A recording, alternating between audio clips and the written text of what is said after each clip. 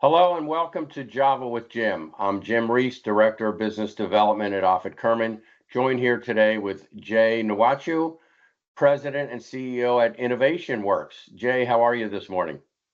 I am doing great, Jim. Thanks for asking.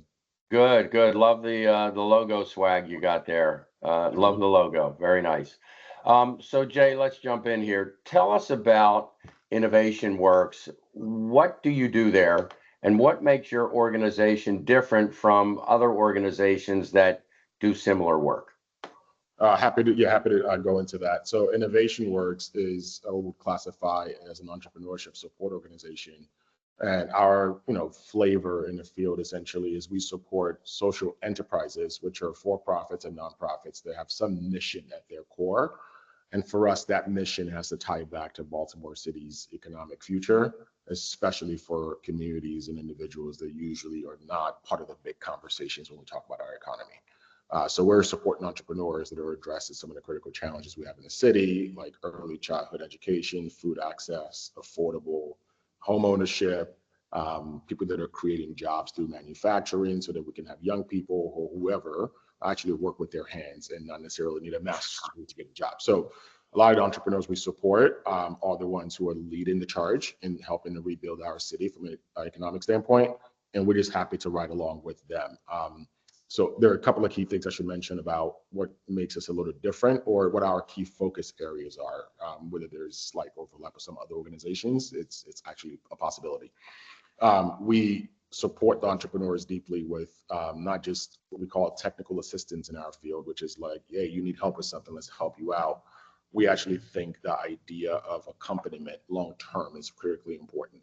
Entrepreneurs need to be able to find a place they can go back to over and over and over again as even when they become more successful, more problems pop up because that's how business works, and they need a place to keep going back to. So that long-term relationships that we have with them are really, really important. And beyond caring for their business or their nonprofit or whatever, we also just try to be very mindful about them as human beings, right? It is a stressful thing to lead an entity. And we have to be very careful that we're not burning people out, especially those ones who are caring for our city the way that these organizations are.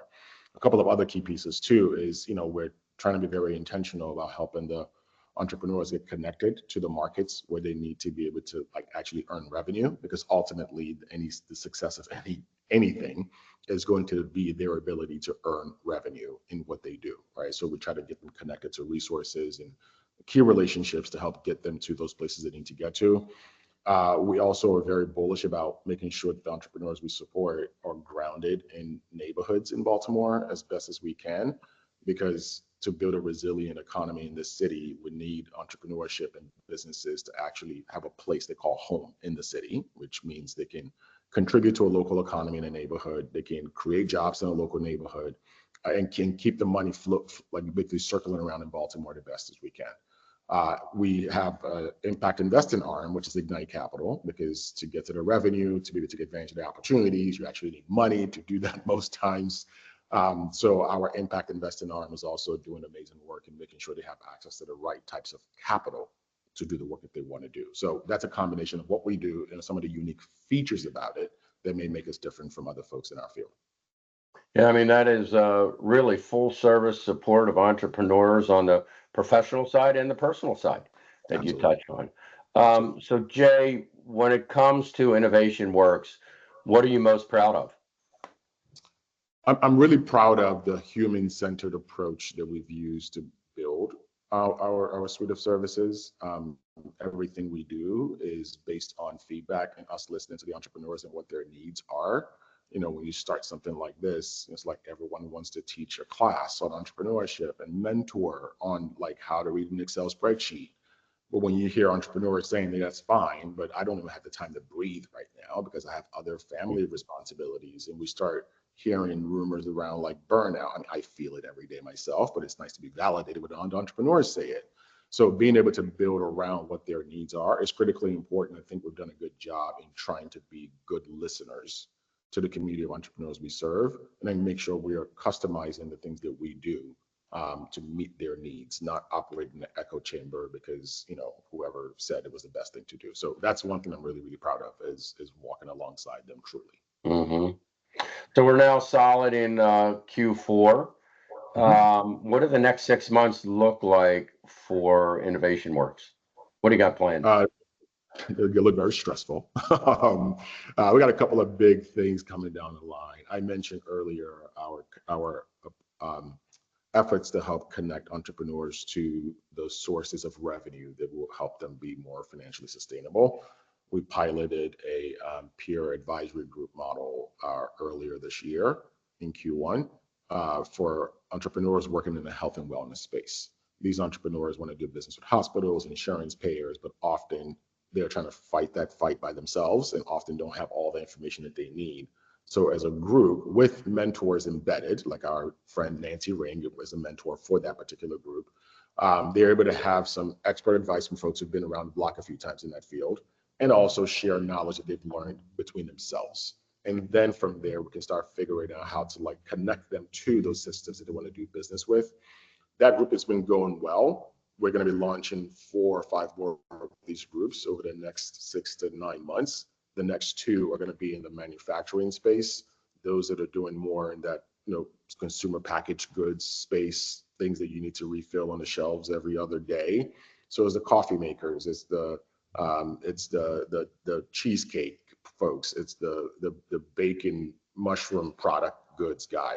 And how do we get those folks into grocery stores so that we can make sure that they keep, jobs and machines turning? And then the other one is the other side of the manufacturing. Those are more folks who are creating more unique items that you may sell once every 6 months to one person because they're not going to use their high heel pair of shoes every day, right? So there are different marketing strategies, different sales strategies, different revenue models, and we need to be intentional about how we're supporting those folks. Those 2 groups are launching this month, and I'm looking forward to what it looks like for those groups to form. And then the ones that come after that, early stage tech, early childhood education, a couple of other ones that we have. I mentioned Ignite Capital earlier. That's our fund that we use to invest in entrepreneurs. We raised our first fund, closed it. We've already deployed 2/3 of the capital from that fund. So we are, staring at about a year left of money to deploy. So we have to go now launch fund 2 to raise more money to be able to invest in the businesses. So I'm excited about that launch coming up because, again, we need fuel for the work, and that fund is significant fuel for us. And then one last bit I'll mention, sorry, is in our neighborhood strategy through a partnership with JP Morgan in the city, we're working on a very specific project to get 10 businesses into commercial spaces in West Baltimore, specifically on West North Avenue and Pennsylvania Avenue. 10 businesses on those very 2 long streets are not a lot. They're literally a drop in the bucket, but it's a way of thinking about placemaking again, and how do you get businesses to come into a place and support each other and rally community around them, and then start thinking about how we build economies beyond just housing. Right, we need the amenities around the houses and the things that will help feed the local economy. So looking forward to that. Nice. You got a lot to do, man. Your plate is full, that's for sure. Indeed. All right, Jay, this is the fun part. What do most people watching this video not know about you? I'll say this. I mean, the folks who are closest to me know this, but I don't talk about it often. Innovation Works, I love. Ignite Capital, I love. It is the vocation that I've chosen. But the most important startup in my life is my family. I'm married to my lovely wife, Crystal. We have 2 young children, 8 and 4 years old. They are a handful of themselves, and managing school and after school activities and all the stuff is a whole other part of my life that actually takes precedent before all the stuff we just talked about. And it's a good balance. It's nice to be able to sit down on Friday nights and watch Shark Tank with my kids who enjoy it, because that's a way of understanding maybe to some extent what daddy does for a living, and trying to find a way to integrate, work and family. So that part of my life is really, really exciting and tiring sometimes, but it's an important part of my life that fills me. Well, that's a good way to end it. That's the exclamation point. So you got a great balance there, it sounds like. Jay, thanks for spending time with me, and really appreciate you sharing so much about Innovation Works and your personal life. And man, there's a lot to cover there. So just appreciate your time, and I know I'll be seeing you soon. Absolutely. Thank you. All right, see ya. Bye-bye.